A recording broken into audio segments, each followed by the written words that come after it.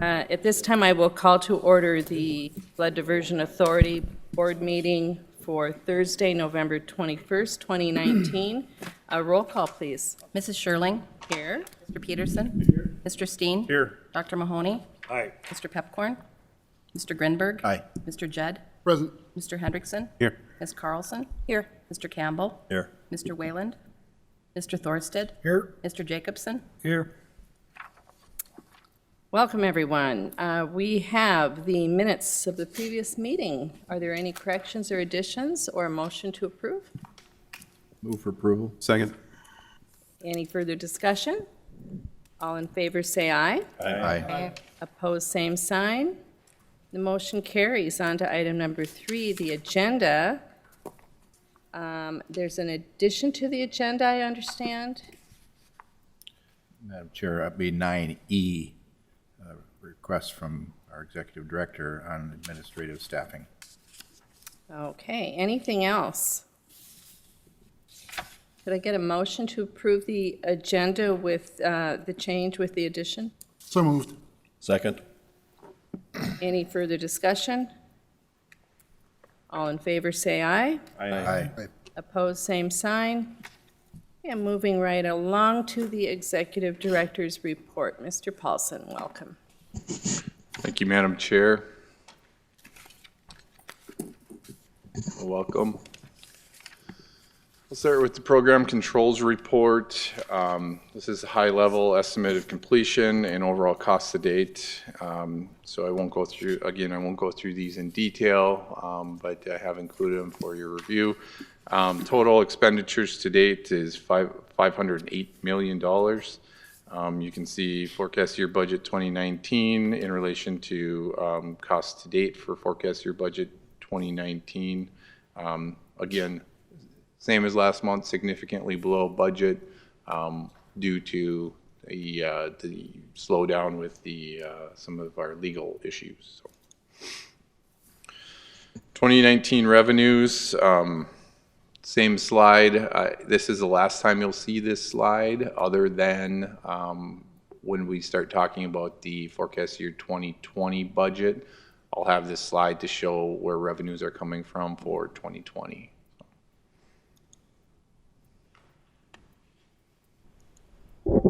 Oops.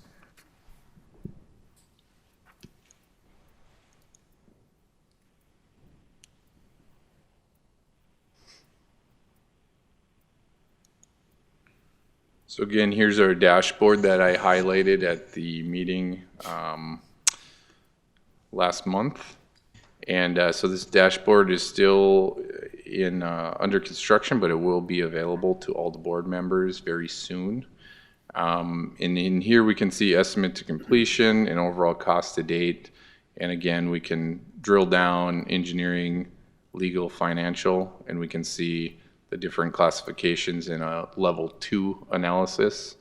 I'll just click on another one and we can drill down again over here. So this is going to be available to you folks. We're almost complete with it. It's going to be very handy for everyone to be able to drill down and get the information they need for tracking budgets and budget preparation.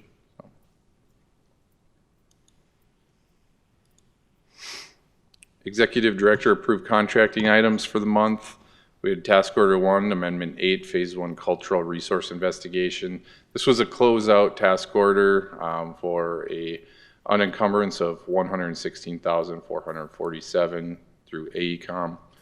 The second item was a service agreement modification for County Road 17 ditch cleaning, and that was an increase of $25,796. Cass County Joint Water Resource District approved contracting items for the last month. Task Order 5, Amendment 0, Property Acquisition Services. That was the task order for HMG for $660,000. And there were no approved contracting items for the Moorhead-Clay County Joint Powers. Some activities and achievements this past month. We had 2 design reviews that are underway. The Corps of Engineers segment, SE1, was submitted for 35% design review, and the I-29 road raise, 35% design review. We're preparing 3 projects for bidding at the moment: Hickson Main Avenue Storm Sewer Project, the Oxbow Hickson Baki Wetland Mitigation Project, and a property structure mitigation package. Current projects still under construction: 2nd Street South and Main Avenue flood mitigation, that's been delayed.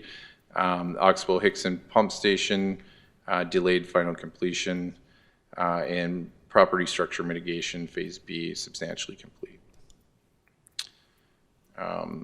Here's an aerial view of the 2nd Street flood mitigation project. Activities and achievements from last month. Land acquisition and property mitigation, 6 parcels, parcel appraisals approved in the last month, 5 parcels acquired in the last month. The Cass County Joint Water Resource District has approved starting formal negotiations on 64 parcels. Updated the property status report with a split of the southern embankment and the upstream mitigation area by state. We developed farmland leases on project-owned lands for 2020.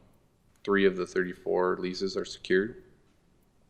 Continued attempts to secure rights of entry for the southern embankment design efforts, both in Minnesota and North Dakota. Continued attempts to secure environmental monitoring easements for the Corps' environmental monitoring plan. And Mr. Dodds will update the board on some of the progress related to that. So I'll turn it over. I think, Mr. Dodds, did you want to do? Okay, all right, sounds good. So again, here's our map for the activities and achievements for the land acquisition. That's included in your packet.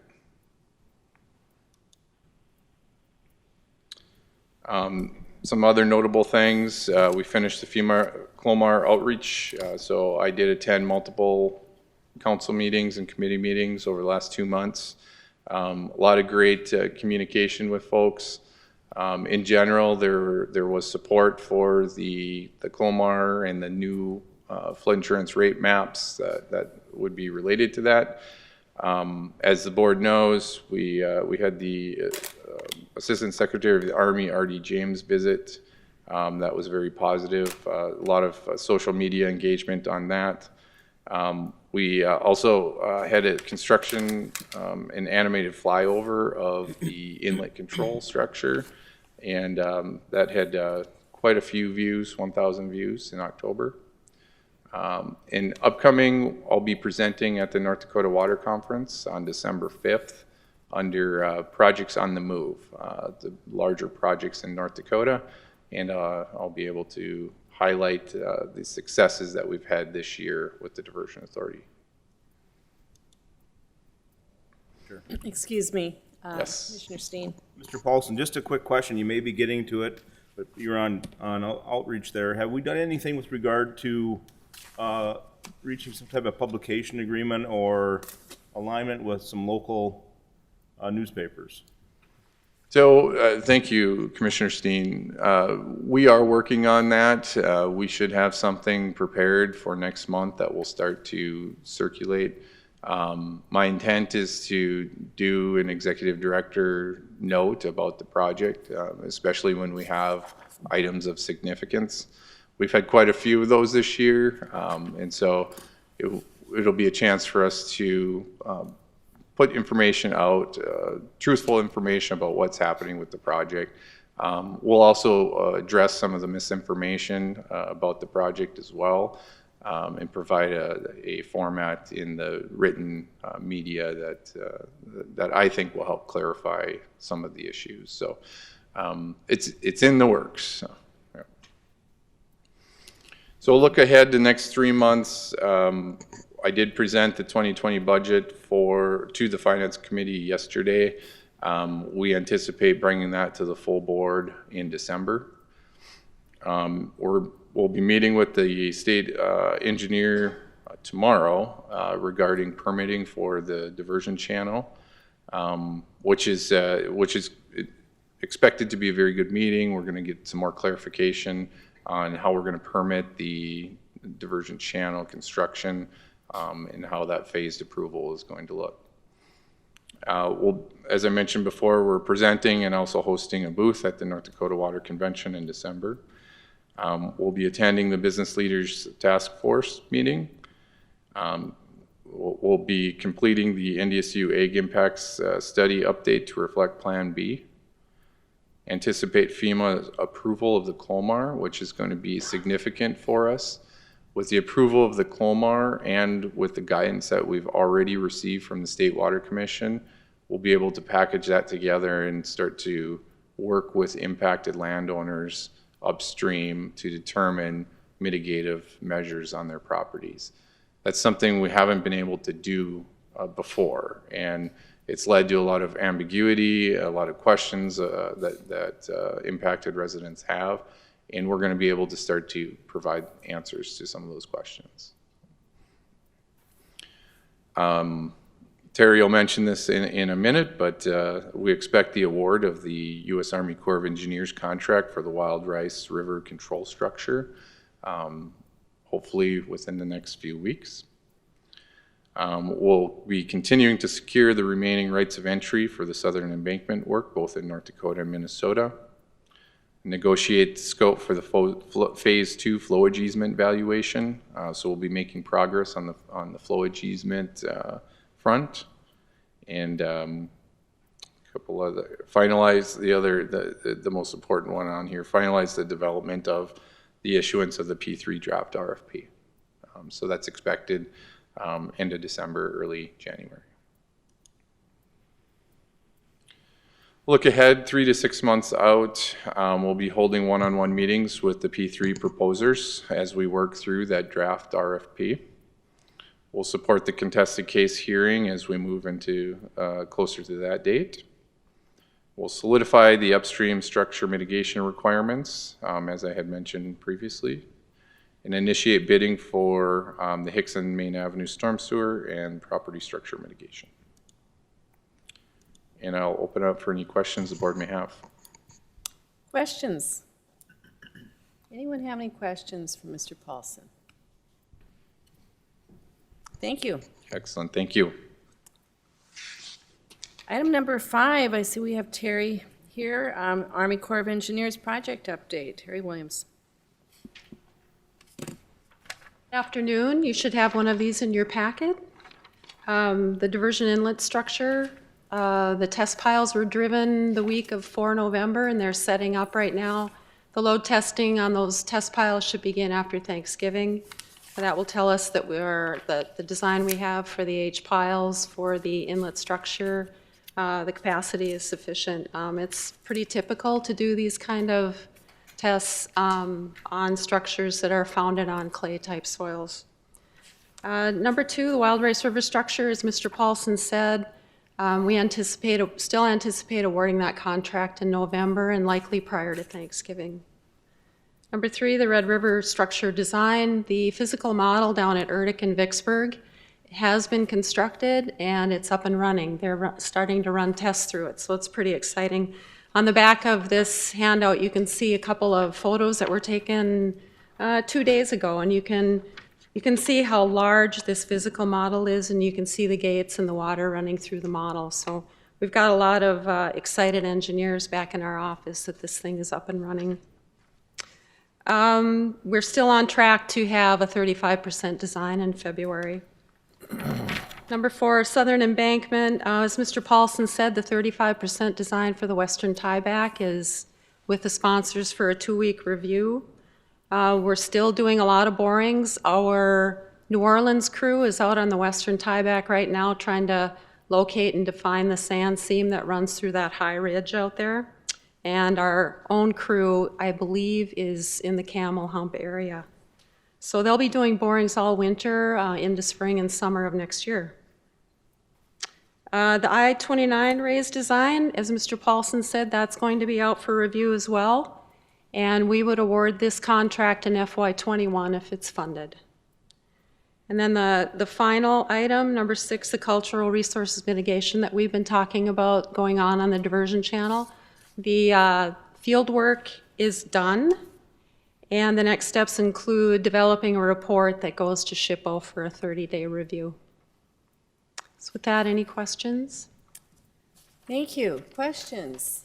Commissioner Grinberg. Just, if funded, that caught my attention. If funded, so that's, the I-29 raise is a federal responsibility. The Corps of Engineers will be constructing that. And so we're asking that it be funded in FY21 so we can award it. That's something we've identified as a funding need for federal. Is that in the overall scheme of the plan been noted and everyone's aware of that? So you're asking for funding sooner than later, or? No, we've identified that within the last year. How does that align with your budget, our budget, Congress's ability to pay? Is it, Whether it's what's the risk of it not being funded? Maybe that's a better way of asking the question. I don't know what Congress will do, but yeah, there's always a risk that it won't be funded. But it's in our identified cost estimates for FY20. We put those together for FY20 and FY21. We included the I-29 work in that FY21 cost estimate. Commissioner Peterson and then the mayor. Thank you, Madam Chair. Have you learned anything from our physical model? Any surprises? No surprises yet. We had four of our folks there this week, and they're very happy with how the physical model is going, how it's been constructed. It's all working well. So now is when the testing starts. And the first big test result that we look for will happen in December, where we'll know that we've got enough capacity through the 350-foot gates. And we're fairly confident that that's the case. Thank you. Mayor Mahoney. I think, Terry, what Commissioner Grinberg is asking, is it in the work plan? Because we get asked by Senator Hoeven, is this in the work plan? So the raising of I-29 has been in the Corps' work plan. It's in our request for FY21. Thank you. Anyone else? Any other questions? Thank you very much. And on to administrative legal. Mr. Shockley, you want to update us on the WIFIA timeline? Thank you, Madam Chair. In your packet is just an update to the WIFIA timeline. My intent is to continue to provide you the board updates at every month's meeting so that you're just aware of the progress that's going on with respect to the WIFIA loan. We are intent on closing in January of 2021. That's the first item I have on the agenda. The second I have is just going over the flow of funds for the project. Yesterday I presented this in front of the Finance Committee. It is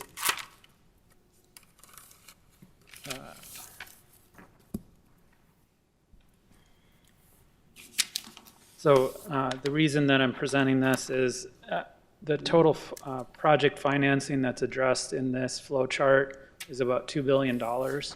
And so given the significance of the amount of funds that are flowing through the authority, it's very important that I have concurrence from the board and from the member entities and some comfort level that how we're proposing to structure this transaction, the board is comfortable with that, as this structure moving forward will be the structure that we will go to WIFIA with, and it will also be the structure that we will work with the P3 developers as we work to close the project agreement. Sometimes I jokingly say a P3 agreement is very much like a loan with some technical requirements bolted onto it. As you'll see in the chart, there's a lot of sophistication in how the funds flow. This chart addresses all of the non-federal funds. So the total project cost being about $2.75 billion, the $750 million coming from the federal share, and the remaining coming from the local share.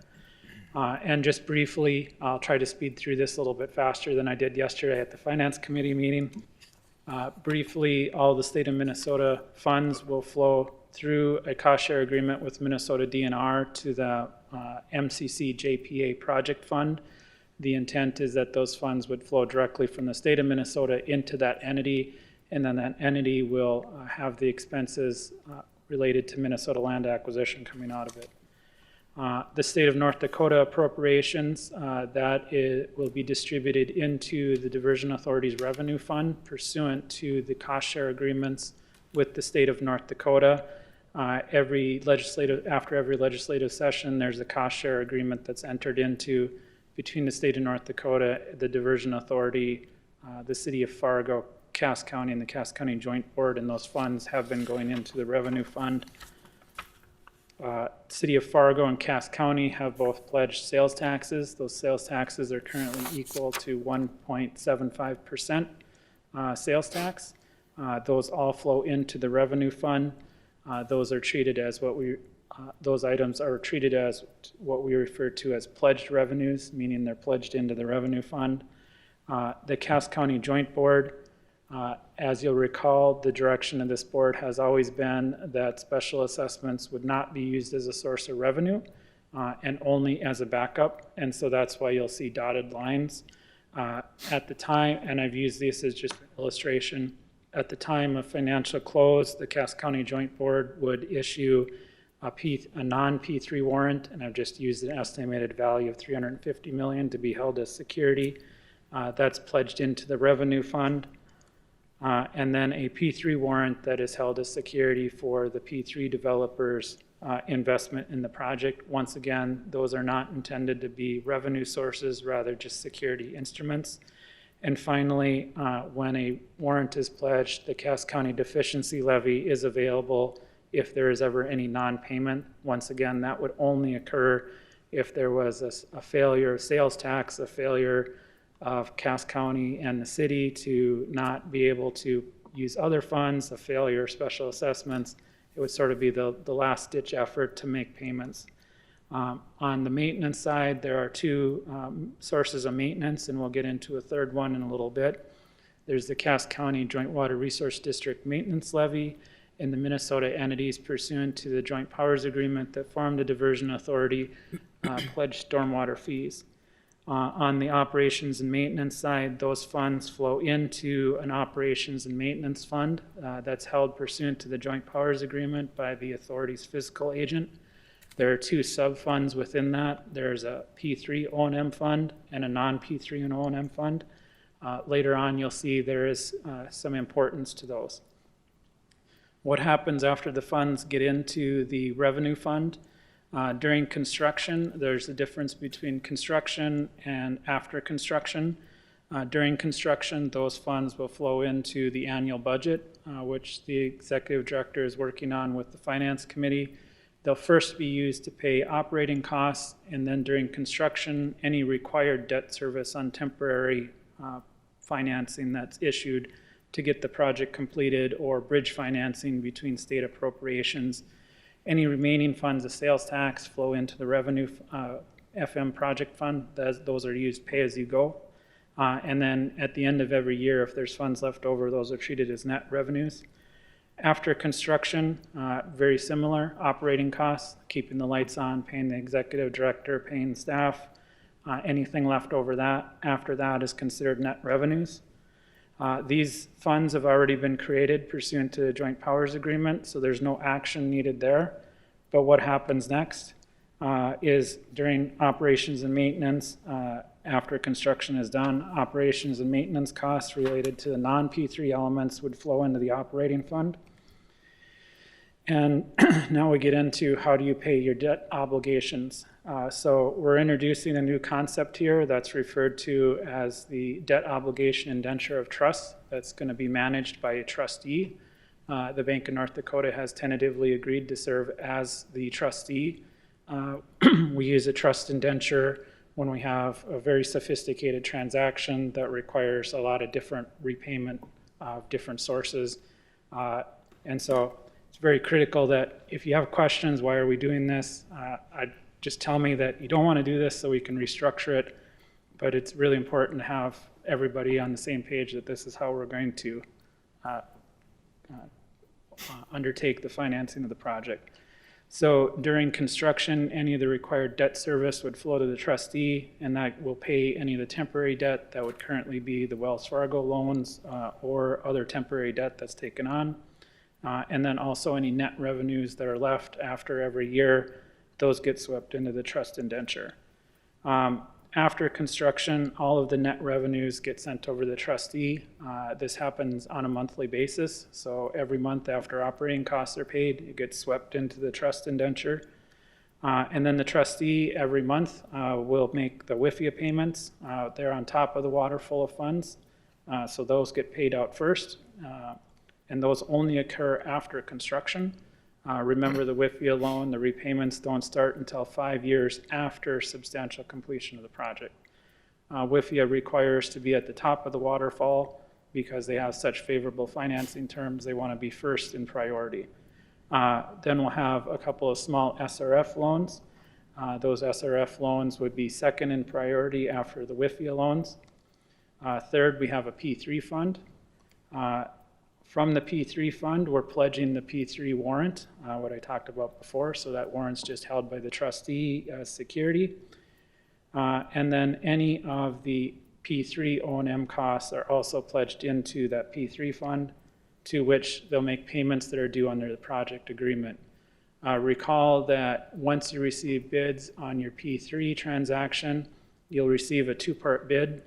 One part will include what your milestone payments are during construction. That'll be equal to between 40 to 60% of the total construction costs.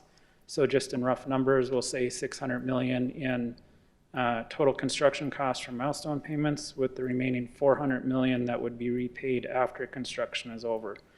And so after construction is over, the trustee is making the P3 fund, using the P3 fund to make the project agreement payments.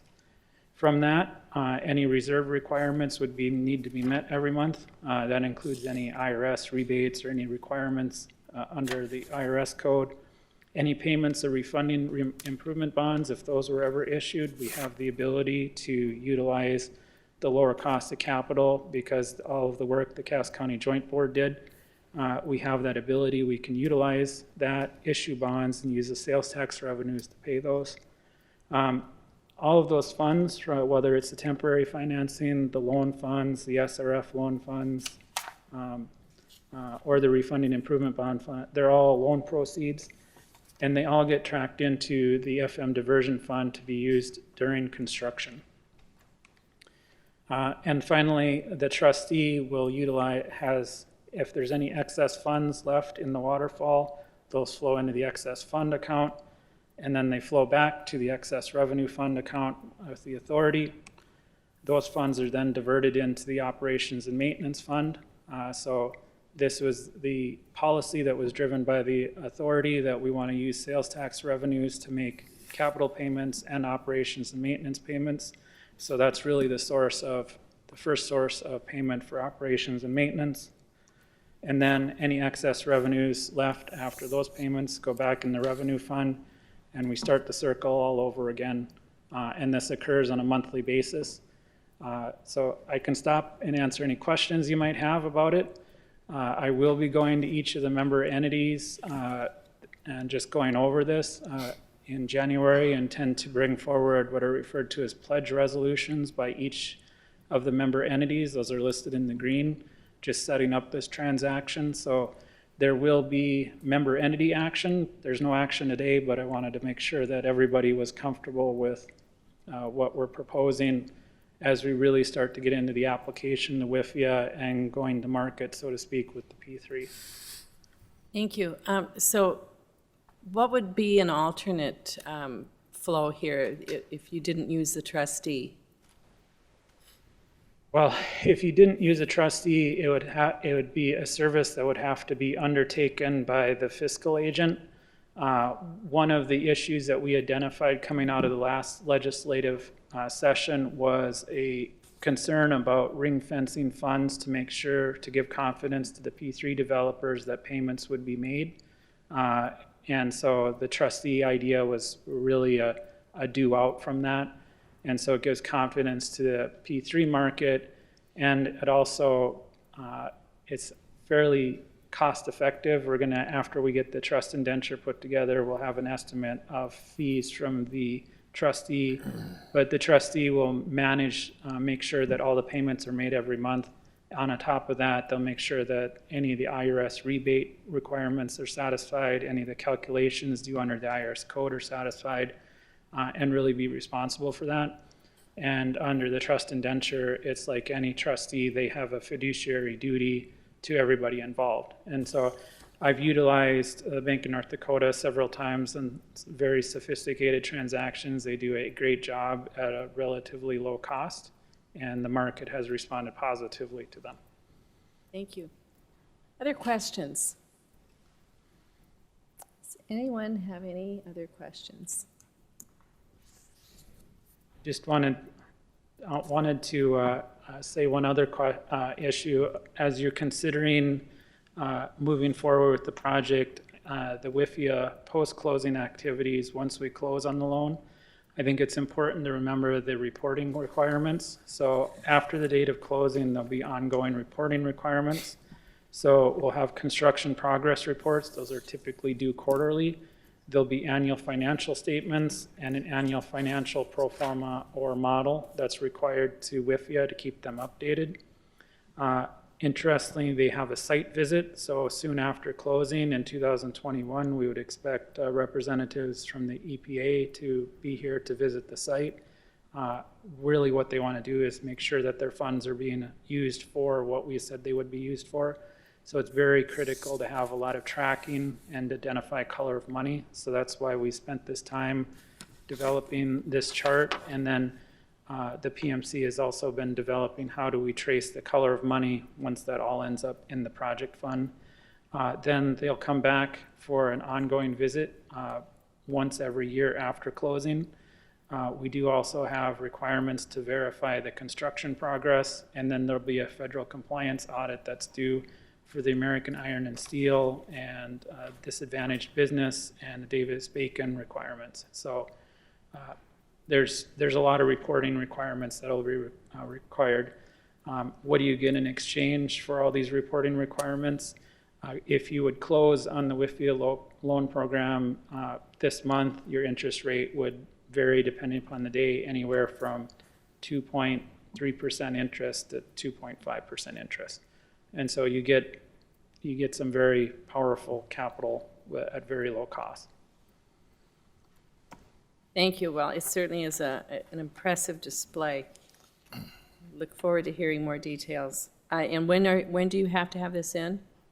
The application for WIFIA, so we've already submitted our letter of intent and we are invited to apply.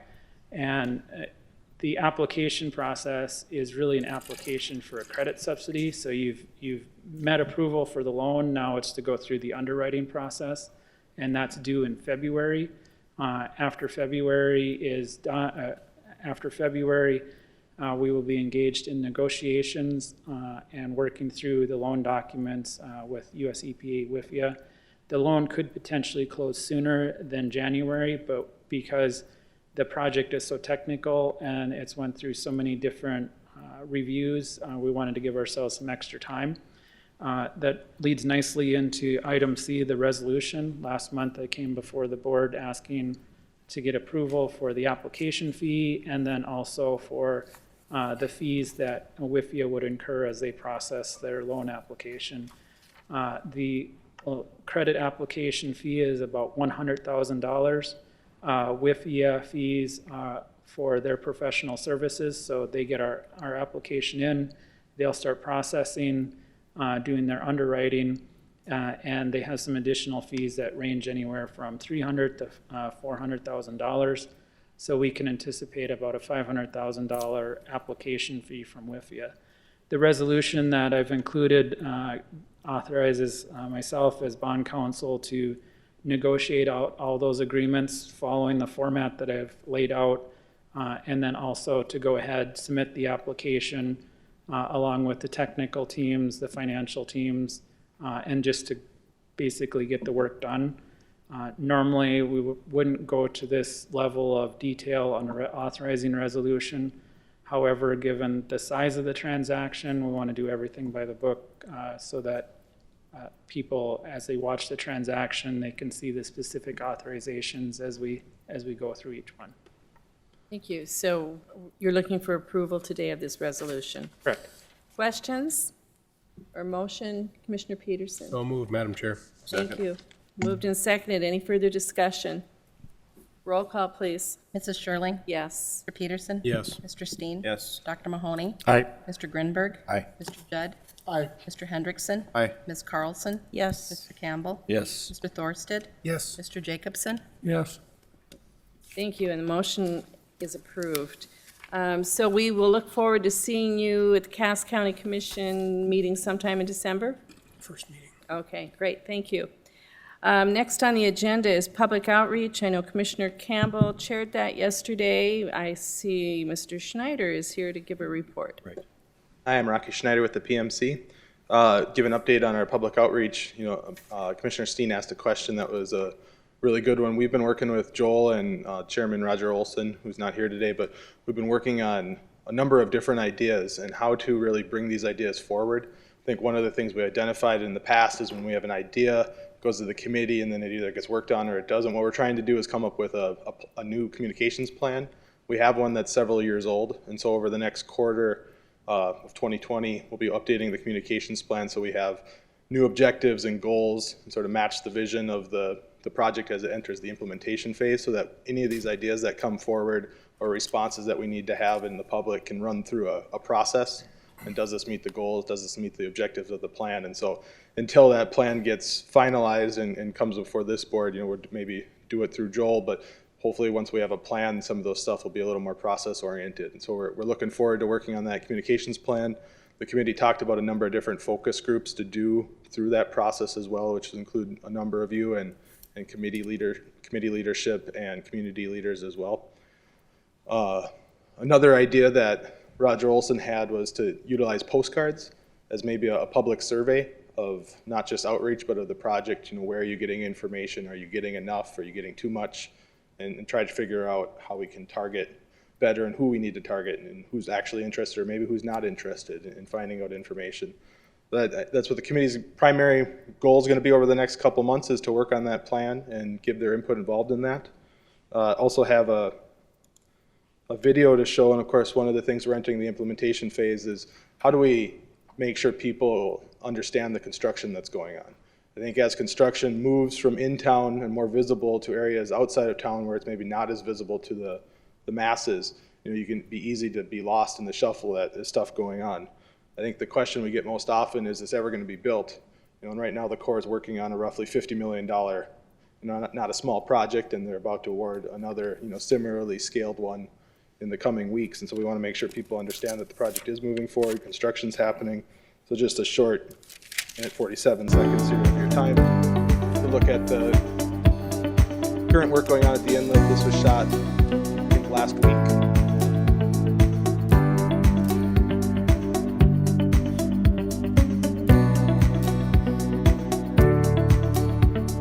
So you're really looking right down the channel of the project right. The dam structure meets the start of the channel.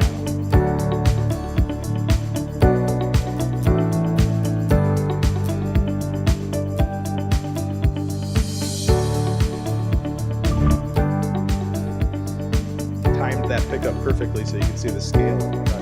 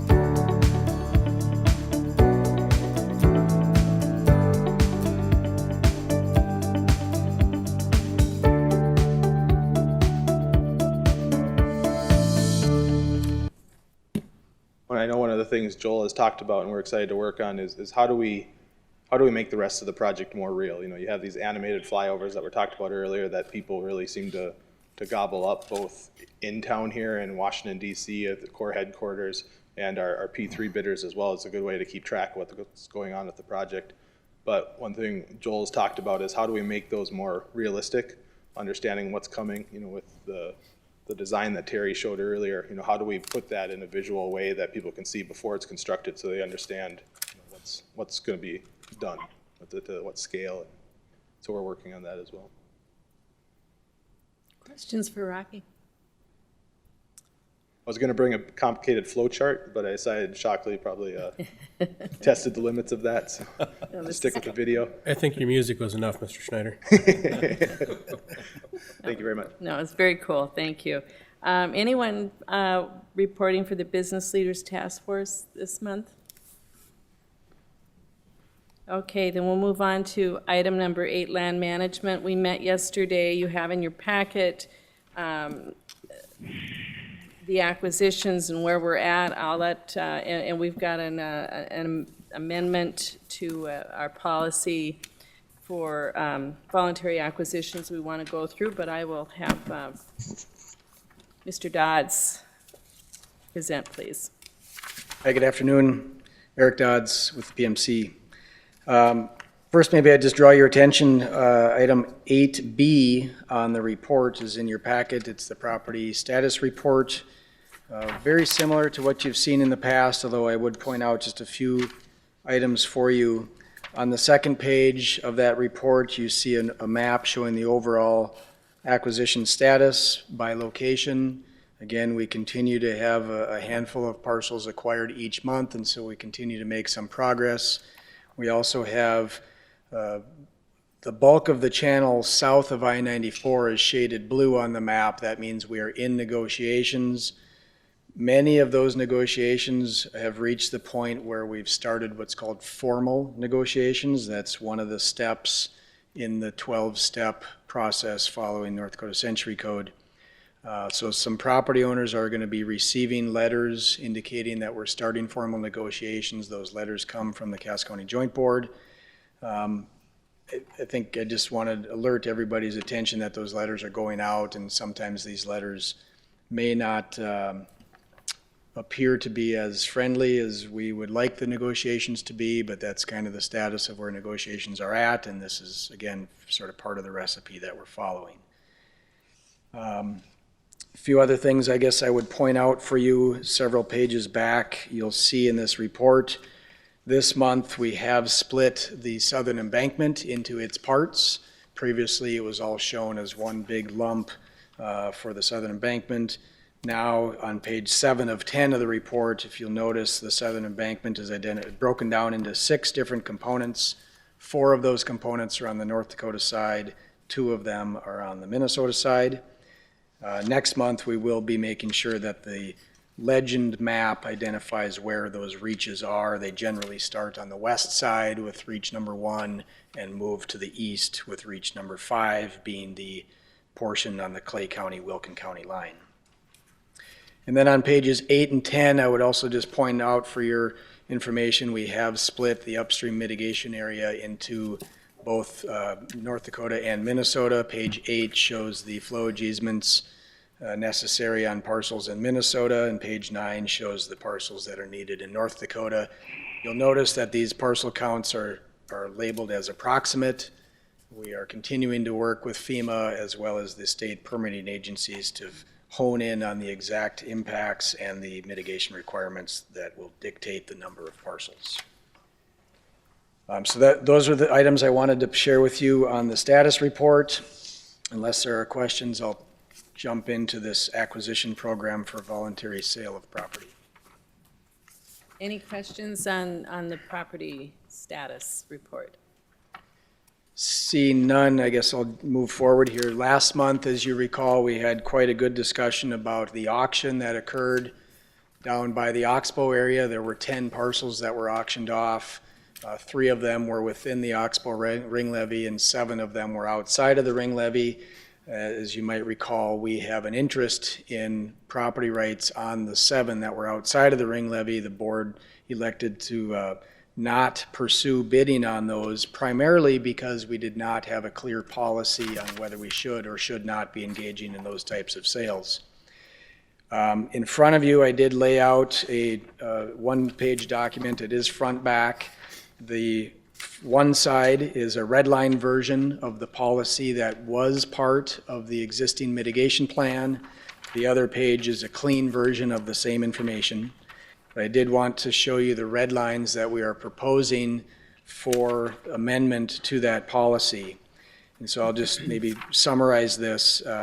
So on the heading, acquisition program for voluntary sale of property, previously this was titled the early property acquisition program.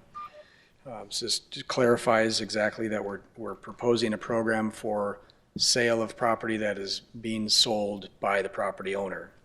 A little bit further down in the bullet points there, you'll notice that we are proposing to periodically notify impacted property owners, making sure they are aware that their property rights will be needed for the project. And this year alone, we've sent our 2 notifications to these property owners. There were some previous notifications last year as well. Moving on down, the third bullet that's all in red letters or red text, you'll see there that this is an addition.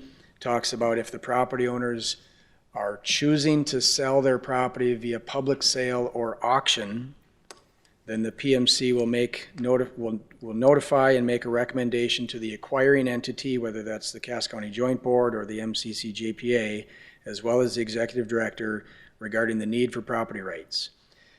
The thought behind this is that the Diversion Authority has pretty clearly assigned the role for acquiring property to the Cass County Joint Board in North Dakota and the MCCJ Board in Minnesota.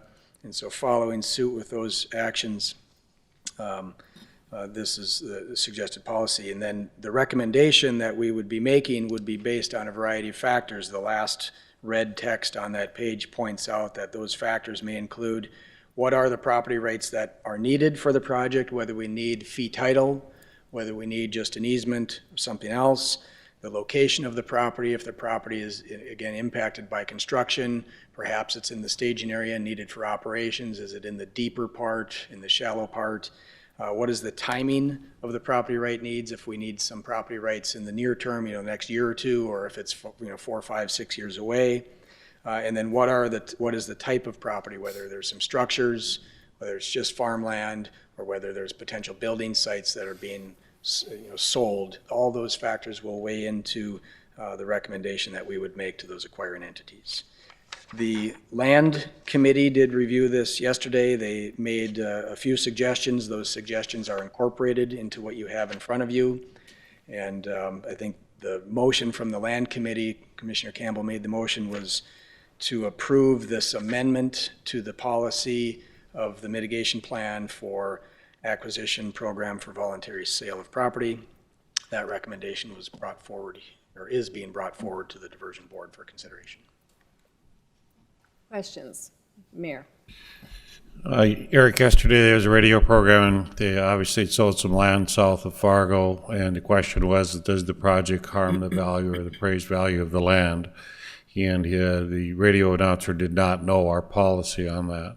So the policy of us, as I understand it, is more of what is the true appraised value of the land, and we do pay that value if it's harmed by the project. If, for instance, I think some of the land sold for $4,000, if really the value appraised is more like $6,000, that we would be paying a higher price. Is that correct? Yeah, maybe 2 comments on that.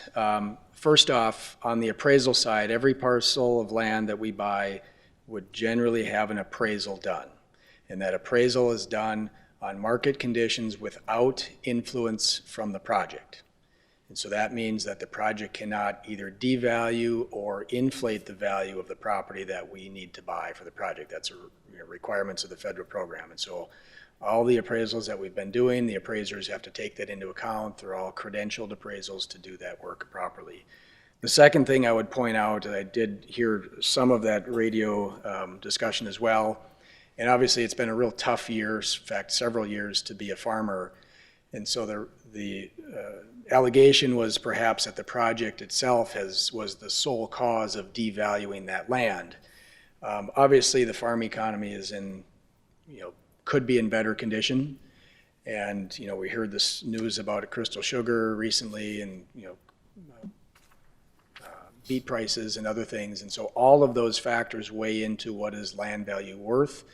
Generally speaking, I think we've seen no inflation of land values since we started several years ago, probably a softening of land values generally across the area. I think we would also see that prime farmland has generally held its value pretty well, but if you get just a nidge off of the prime farmland, then you'll see values starting to decline. And so that's really the job of the appraisers, to assess all of that information and come up with their valuation opinion. Other questions? Or a motion? Motion to accept. Thank you, Mr. Jacobson. Second. Thank you. Any further discussion? Roll call, please. Mrs. Sherling? Yes. Mr. Peterson? Yes. Mr. Steen? Yes. Dr. Mahoney? Aye. Mr. Grinberg? Aye. Mr. Judd? Aye. Mr. Hendrickson? Ms. Carlson? Yes. Mr. Campbell? Yes. Mr. Thorsted? Yes. Mr. Jacobson? The motion carries. Thank you. On to item 9, finance. Mr. Grinberg. Thank you, Madam Chair. Just a couple other points adding to Joel's Executive Director report. Item 9A shows you our expenditures cumulative total. We've now crossed over 500 million, as reported earlier as well, at 508 million. Looking on page 2, 91.4 million in net cash position. And then before you is the rest of the detail. Happy to answer any questions, but I'd move for acceptance of the financial report. So moved. Second. Any further discussion or questions on the finance report? Roll call, please. Mrs. Sherling? Yes. Mr. Peterson? Yes. Mr. Steen? Yes. Dr. Mahoney? Mr. Grinberg? Aye. Mr. Judd? Aye. Mr. Hendrickson? Ms. Carlson? Yes. Mr. Campbell? Yes. Mr. Thorsted? Yes. Mr. Jacobson? Yes. And the motion carries. Madam Chair, item 9B, before you are requests for payments to Cass County Joint Water Resource District, Dorsey and Whitney, Onstead and Twitchell, and Cass County, for a total of $2,557,869.69. I would move for approval. Move to approve. Second. Any questions or discussion? Roll call, please. Mrs. Sherling? Yes. Mr. Peterson? Yes. Mr. Steen? Yes. Dr. Mahoney? Mr. Grinberg? Aye. Mr. Judd? Aye. Mr. Hendrickson? Ms. Carlson? Yes. Mr. Campbell? Yes. Mr. Thorsted? Yes. Mr. Jacobson? Yes. Thank you. And on to the cash budget for 2020. In your packet is a draft of FY20 cash budget for your review. Next month, the Finance Committee will go into deeper detail and bring a recommendation for the DA board meeting in December for final approval for 2020. So consider this as information or background for your interest to dig deeper. I don't know if Joel, you want to talk about, there's a website with more information yet in detail or where they can access that? Yeah, thank you, Mr. Greenberg. If there's any questions as you look through the 2020 cash budget draft, please reach out to my office and we can take a dive into any sort of questions that you might have. It is a large amount of information, as you can imagine, so I'm here to answer any questions that you might have as you review that. The Finance Committee will, as Commissioner Grinberg mentioned, take a deeper dive into that in December and hopefully have a recommendation to the board at the December meeting. 9D, Joel, you want to? Yes, thank you, Commissioner Grinberg. So I handed out for your information, it's according to the JPA, one of my requirements is to create an organizational structure for the administration of the Diversion Authority. I have come up with a draft organizational chart and a draft organizational budget for the Diversion Authority administration. And this is also included in the forecast year 2020 draft budget as well when you're looking at your numbers under program management. I've indicated a few different level 1 areas where I've calculated my budget. And really today, I'm asking for the authority to advertise a couple positions related to my organizational chart. It's been indicated to many people around me that we need to hire a couple additional staff as quick as possible to get things up to speed. So I'm making a proposal here. If you review the organizational structure, the boxes in blue are the proposed new staffing positions related to the organizational chart. I asked the board if they so choose to allow me to advertise the position for an executive administrative assistant and advertise the position for the assistant executive director. So I can work on that, hopefully hold interviews end of December, January timeframe, try to get some of those positions filled right away in 2020. So. Questions? Or a motion? Move for approval. I'll second. Thank you. Any further discussion? Roll call, please. Madam Chair, may I ask what the motion is? Is it to approve the org chart, or is it to approve him moving forward with his 2 hires? 2 hires. 2 hires. Okay, thank you. Correct? Mayor Judd? I'll keep my second. Okay. Mrs. Sherling? Yes. Mr. Peterson? Yes. Dr. Mahoney? Mr. Grinberg? Aye. Mr. Judd? Aye. Ms. Carlson? Yes. Mr. Campbell? Yes. Mr. Thorsted? Yes. Mr. Jacobson? Yes. And do we still have a quorum? I was just counting, yes. Okay. Madam Chair, we do need to do 9D. Yes, I was just gonna, Yes. we jumped over that. I just want to make sure before we do it that nobody leaves. Okay. Recommended contracting actions. So the recommended contracting action before you is Task Order 31, Amendment 0 for permit compliance monitoring. That's an HMG task order for $184,639. That is above the $150,000 level for executive director approval, and I'm recommending approval to the board today. Madam Chair, yesterday we did approve this at Finance, so I move for approval. Second. Moved and seconded. Any questions or discussion? Roll call, please. Mrs. Sherling? Yes. Mr. Peterson? Yes. Mr. Grinberg? Aye. Mr. Judd? Aye. Ms. Carlson? Yes. Mr. Campbell? Yes. Mr. Thorsted? Yes. Mr. Jacobson? Yes. Great, thank you. And on to item 10A, other business gifts and hospitality policy. Thank you, Madam Chair. At the very back of your packet is the last item, the gift and hospitality plan. As we have filled the executive director position and we move to fill additional positions, the need to have employee and personnel policies is paramount. Before you is the gift policy. This does apply to board members and diversion administrative staff, as well as consultants working on the project. And so I present this draft policy for your consideration today. Thank you. Questions, members? Commissioner Peterson. Thank you, Madam Chair. Maybe this is the time to broach this issue. Is it time to create a full policy manual? And if so, could you just take Cass County's or the City of Fargo or City of Clay's, just cannibalize the entire thing and say this is the policy for the Diversion Authority in its entirety, rather than going piecemeal?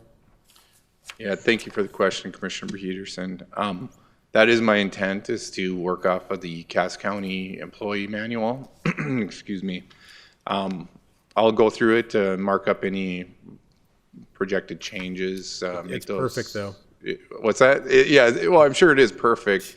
So if there is any changes, I'll Like bring a them. typo of some kind, like a period or comma? Semicolon. I'm talking about administrative changes, yes, of course. Is that right, Mayor Judd? It's perfect, I think. You and I- I have not had a chance to review. That's hurtful. And Commissioner Peterson, that also includes paid gray and step program for the diversion authority as we bring additional staff on. I'll also be reviewing Fargo's and Cass County's program as far as class comp to narrow in on appropriate salary, wages, and benefits as well. So that work will be ongoing in anticipation of bringing staff on board in 2020. So I more than likely won't have anything before you until January time period. So, Thank you. yep. Thank you. Any other questions or motion? So moved. Thank you. Second? Any further discussion? Roll call, please. Mrs. Schirling? Yes. Mr. Peterson? Yes. Mr. Grinberg? Aye. Mr. Judd? Aye. Ms. Carlson? Yes. Mr. Campbell? Yes. Mr. Thorsted? Yes. Mr. Jacobson? Yes. And the motion carries. Is there any other business? None. Next meeting is December 19th, and I would accept a motion to adjourn. So moved. Second. We are adjourned. Thank you all.